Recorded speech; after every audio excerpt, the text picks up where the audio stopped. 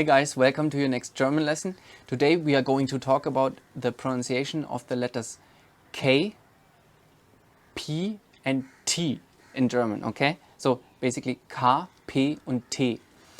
And so what all these three have in common is they are pronounced like the bade wale letters in Hindi. So basically you would have K, which is like the bada K, okay? K. Okay, so for example, die Kartoffel, आलू, मतलब potatoes.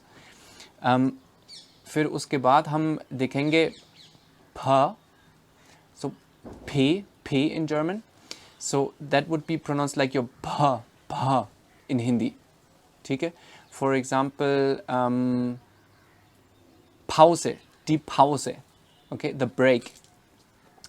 And then last is the letter T, so like for example der Tee, the like chai, the tea, and that is pronounced like the Barawala ta, like in teak, not like ta in tomater or tiger. It's like der Tiger, der Tee.